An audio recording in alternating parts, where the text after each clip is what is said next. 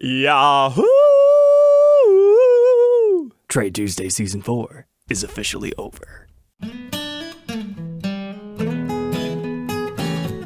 Welcome back, Troglodytes, to your daily dose of guitar information, the Trogly's Guitar Show. We did it. We went from my personally hacked up Lefty Stratocaster all the way to a Custom Shop Gibson that I wanted to keep for my collection. So let's recap our journey here. That Lefty Stratocaster started as a joke on my website, but somebody ended up buying it for $250. So if you want to say I traded from $250 into the custom shop, okay, I'll accept that. From there, we diversified our portfolio, and we purchased a whole bunch of cool calendars and other various Gibson paperworks that over the course of 5 months, we were able to sell. That's right, just last episode, I bundled the calendars together with my final Gibson map manual, and we were able to net an additional $206 buying power from it. But things like the Kissable ad and the 4-pack catalog helped us to get enough money to buy a Harley Benton EX76. Now that was one of the older Harley Bentons, so that was able to sell for $425. Which gave us $200 more to play with after fees and costs were taken out. And then we started to dive into some parts. So we had those Gibson vintage Schaller tuners. We went through 2 of those sets this time. And then I decided to play with a few pedals that were pretty easy to sell. And then we also tried some Gibson pickups like the 490 set. But then we really started to get into some more guitars. We had the Ibanez that I found locally that had a stand and some straps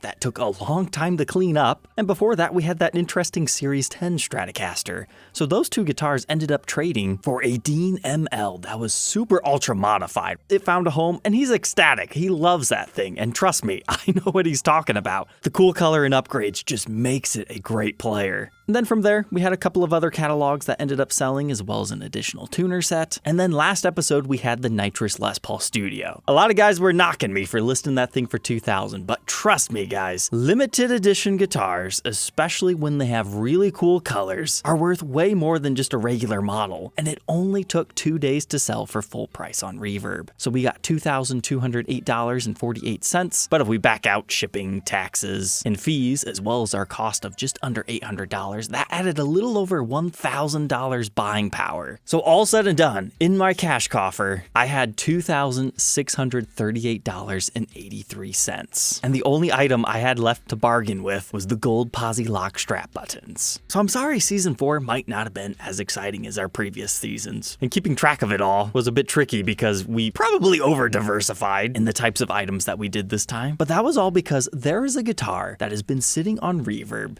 for 2 years, and I just couldn't bring myself to pay the money that the guy wanted unless I worked for it in a Trade Tuesday-like format. In 2018, I made a video about this mystery guitar in my old rocker knot style, and in the pinned comment, this is what I had to say. I'll have to admit, I like this guitar in a weird way. I feel it's dumb enough to work, flashy in all the wrong ways, and is just bizarre enough in general that it's beautifully ugly. I'd be hard-pressed to pay more than $2,000 for it. And so I was working on this seller for quite some time. His initial asking price on this thing was $10,000. And it came down quite considerably throughout the years, and nobody just wanted this thing. At one point in time, I had received a private offer for $4,500, and I said, I'll pay $2,000 plus $100 shipping. And he asked me, are you serious about this? What's your best price? To which I told him, I love the guitar and would be keeping it for my personal collection, but I'm not paying more than $2,000 for it. I've sold enough of these company promotional guitars to know there are next to no buyers for them. To which he countered and said, I hear you. So you know he was a reasonable guy, but he didn't want to do $2,000. And I actually tried to buy it a few other times past then, but his price was always higher than that. So I had my cash coffer. I thought, let's see if we can tempt him. It's been sitting for 2 years. It's just a little bit under what he has offered me before. So I hit him up with a reminder. You offered this to me a year ago at $3,000, but that is more than I was willing to pay. I thought I'd reach out to see if you'd take $2,600 for it today. And you know what? I'll even throw in an additional $38 to help you a bit on the fees. This is my total keeper guitar fund. He did say he would do the original $3,000, but this was really humbling for me because I have a set budget within Trade Tuesday. It's not my normal business buying, so I had to be the buyer that's like, dude, I'm sorry, this is literally all I have. Okay, I do have 83 more cents in my cash coffer. I'll happily add it if it helps at all. So that got him thinking. It's a real offer. It's more than I've ever offered him before. So we offered to split the difference at $2,850. Here's a good bargaining technique for you. Tell him where you are, because because if you're only a couple of states away, that's gonna cost them a little bit less in shipping, so that kind of helps. And I also told him, take your time to ship this thing. And then his next message got me excited. You saw all the pics, right? There are no refunds. It's in good condition and has some scratches by the pick guard, etc. And I told him, yeah, I know how these graphic promo guitars age. As long as the neck is straight, we're good. And to which I got very excited when his next message was, it's your lucky day. I am so happy to have this thing in my collection. It's time to unbox our guitar. And I just want to say, thank you, everybody, for making this one happen. And the only question I have left for you is, do you Yahoo? That's right, my friends. It's the Yahoo Explorer. I love it and hate it at the same time, but it's like 95% love. This thing is just so doofy. It needs a really good cleaning. Here we go. Let's check it out. So, this is an example of a company promotional guitar. Every single one of them has a little bit of a different history. Sometimes it was just made for top-end executives. Other times there were actually an official run. Okay, so what even is Yahoo? In case you're not familiar, it's a whole bunch of different things. It's a news site, it's a search engine, it's an email service that I've used since the 2000s. It's kind of like a discount Google if you think about it in today's aspect, but they had the chance to buy out Google before they really took over the world. But this whole "do you Yahoo" thing was their slogan in the late 90s, early 2000s. They had these really doofy commercials. Like there's a really funny one with a dolphin and then some other stranger ones. So I highly suggest checking out some of those old advertisements if you're not familiar. The whole yodeling "do you Yahoo" is iconic if you were living during this era. Yahoo! My love for this doofy thing actually comes from a funny play on words. So this is an Explorer body shape. In the early 2000s, almost everybody was using the internet browser Internet Explorer. And what website do you go to on your Explorer? Well, of course, it's Yahoo. So it's the Yahoo Explorer. Ha ha ha, so funny. It would be even more hilarious if this was just literally the Internet Explorer, but this is the closest thing we have that's official. Yahoo custom ordered 3 of these for their company. Now, whether they gave them away to CEOs and executives or a company prize or just had them hung up in their offices, I don't exactly know at this time, but this was birthed in the year 2001. So that's during like the dot-com bubble crash, and it's when the new CEO, Terry Semel, came into the company. So maybe he was using these as like a morale booster. I'm hoping one day we can get a little bit more of a tail. It has this really interesting Zakk Wylde-esque, almost bullseye-like design, but if you look right here, it's actually a swirl, so it's supposed to be hypnotic. Then it reads, "Do you Yahoo?" And then there is at least one Les Paul. The Les Paul has like a whole bunch of signatures all over it, and in my opinion is nowhere near as cool as the Explorers. And that's mainly because it's a flat top Les Paul, so basically a Les Paul special that has humbuckers instead of P90s, and no pick guard, and has been upgraded from a wrap tail to a stop bar tunematic. And most importantly, it lacks the matching headstock. Now, I say at least because this is all we've seen so far. As of 2023, I've only personally seen 3 Explorers and 1 Les Paul, so all we can do is keep our eyes out for more of them. That could be all that was made, or there might be a few more hiding with Yahoo executives. But I'm always really leery of accepting numbers that are posted online.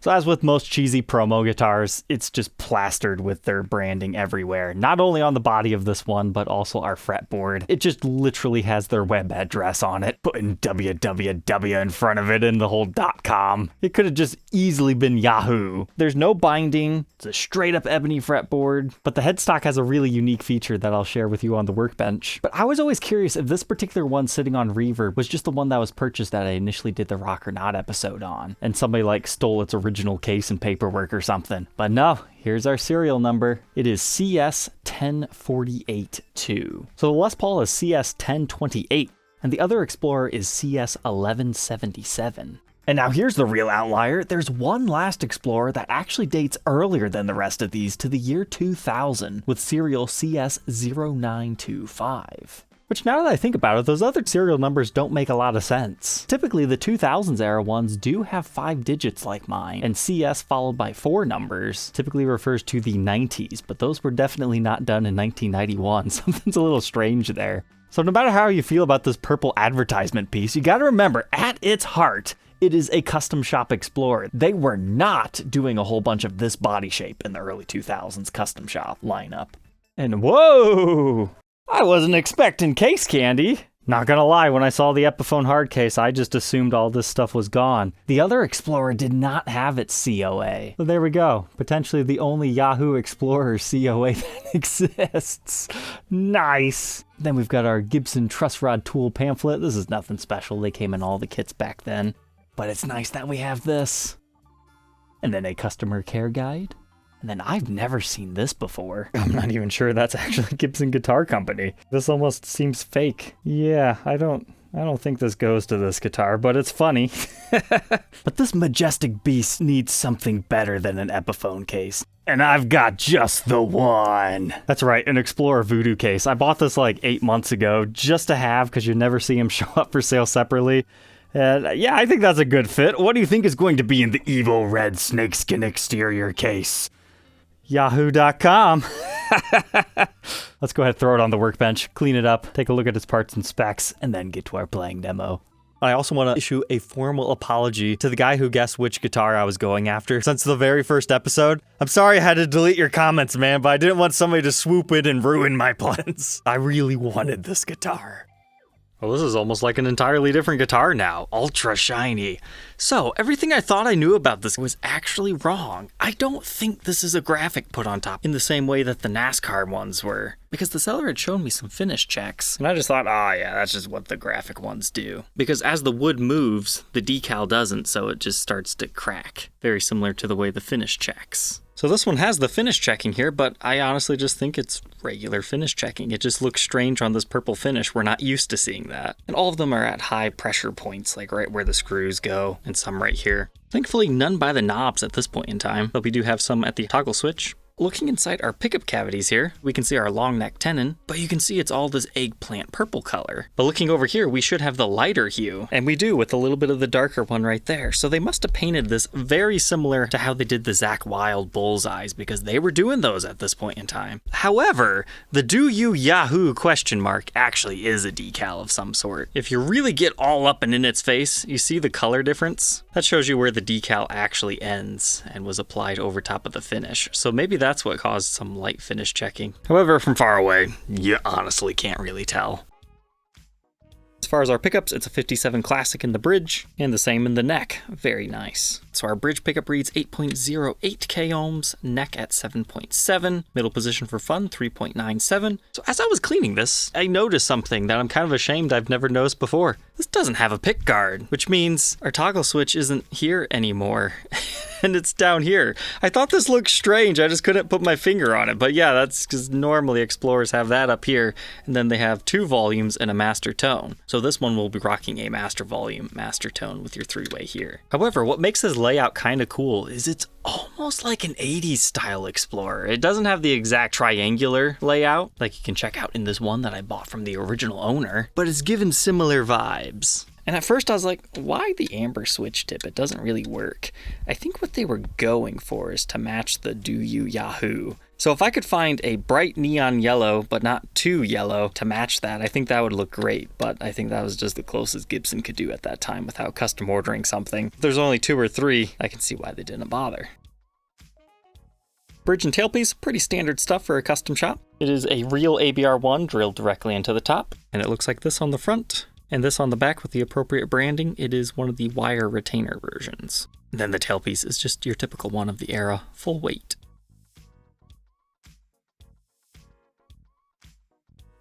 Condition-wise, there's a pretty sizable ding right here. Looks like a case bite to me. Someone was putting the guitar away and then, oh no!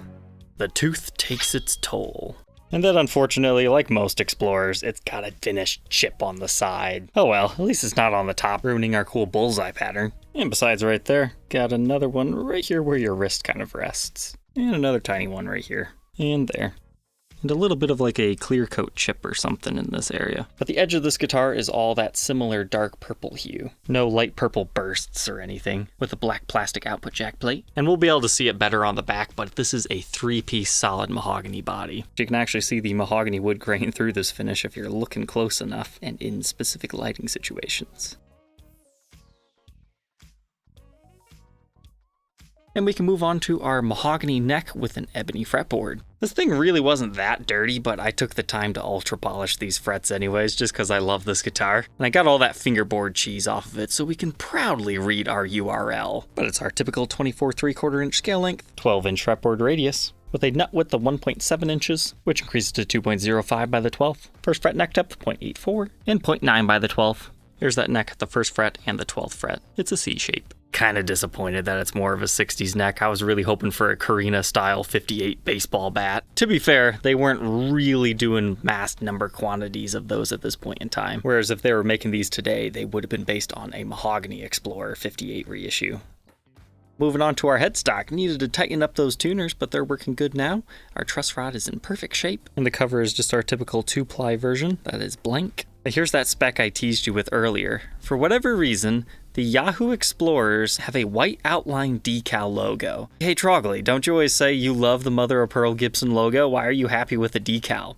That's because the mother of pearl logo is actually there, it's just underneath the finish. If you zoom in here by the outline eye, you can actually see the outline of the real Gibson logo eye that's sleeping underneath your coloring. You can also see the outline of the G, it's just at a completely different angle, but the rest of the logo hides really well. So it's kind of like the story of the USA-made Epiphones back in the 80s. Ending models that didn't sell that well, they slapped a Gibson decal over top of them and sold them, and then a couple of years later, the Epiphone logo starts to show. I just find that amusing, and it's probably because the custom shop did not have headstock veneers that didn't already have the Gibson logo on it. Now we move on to the back. Unfortunately, no continued swirl design, just a nice dark purple. Now right here is where you can just vaguely see one of the seam lines to the body. Then right along this area, I think I see one more. And this was played a little bit. Somebody's jean rivets or something got into it and left some impressions. Now let's take a look at our control cavity. We can see our vintage buffing compound. And this looks stock untouched to me. Gibson branded pots with your standard stuff of this era. But get this, we've got one Strat button down here, but where's our other one? 58 Explorers typically have them right here and they fall off. It's not a good location. So a lot of times you'll see them here, but this one, they put it in the heel of the neck, and that's not somebody moving it. That's just how it was from the factory. That had to have been custom requested. It's either that or somebody was sleeping at the factory. It was supposed to be there. We've also got additional finish checking right here where the heel meets the body. Now you always gotta be careful looking at stuff like this, but since it's a pretty thick finish, that is pretty common to find. Now when you wanna be worried is when it is a chattered line and it goes around all three sides, because that's usually when it means it sustained some damage. But now our neck, it does have quite a few light impressions. Nothing too crazy, but we're documenting the condition. I'm not selling this guitar, don't even ask me. That's what always made me sad about previous Trade Tuesday episodes is when it was done, usually it was a guitar I didn't necessarily want to keep or I felt forced to sell it and put it all back into my business so we can keep documenting more guitars. Season 4 changed all that. I get to happily keep this and it just adds to the tale of this one. Not only was it a 2-year haggling process, but it was a 7-month trade-up process. There we can see our Gibson Custom Shop decal, and then we've got Schaller tuners on here. The other Yahoo Explorer has these same ones, but they're Gibson branded. They probably didn't have enough to fulfill the order, so they just grabbed these and shipped it out the door. Would be my best guess. But I would make the assumption this was the last Yahoo one made, since they switched over to the 5-digit serialization. And just like the body, you can see the seam line for your headstock pieces, one right there. And I can't see it, but there should be another one running up along here.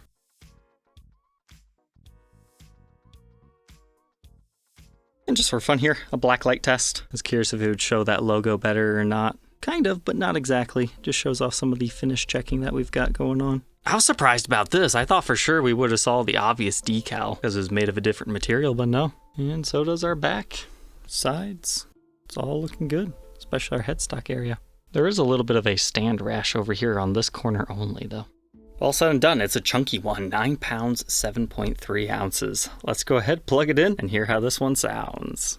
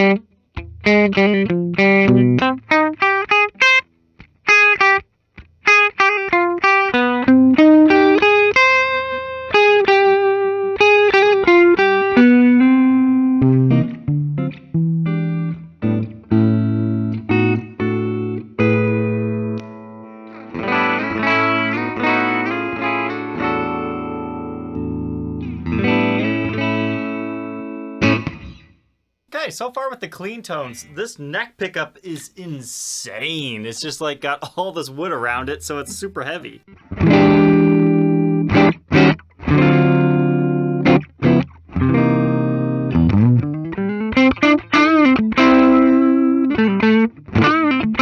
Whereas the bridge is a little bit weaker in comparison.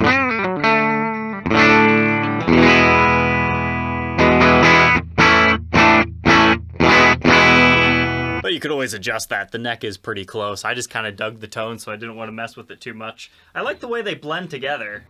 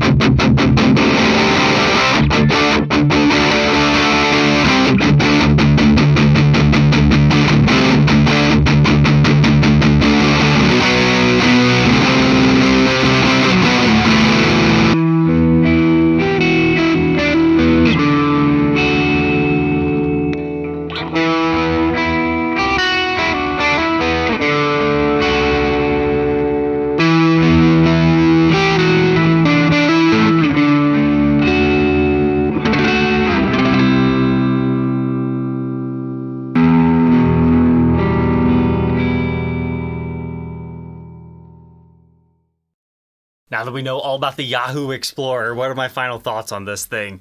Is it the best guitar I've ever had?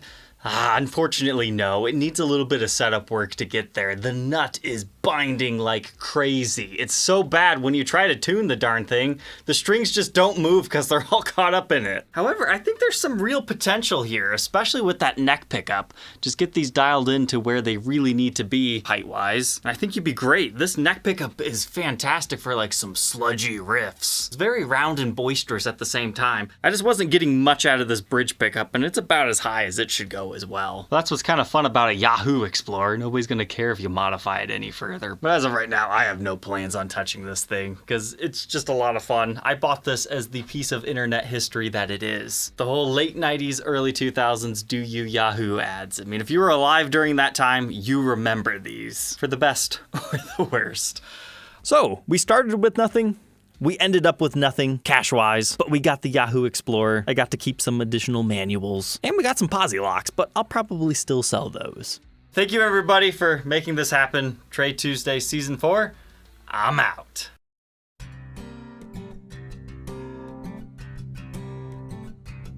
If you enjoyed tonight's episode, consider subscribing. I post videos like this every day, and you might even enjoy this next one.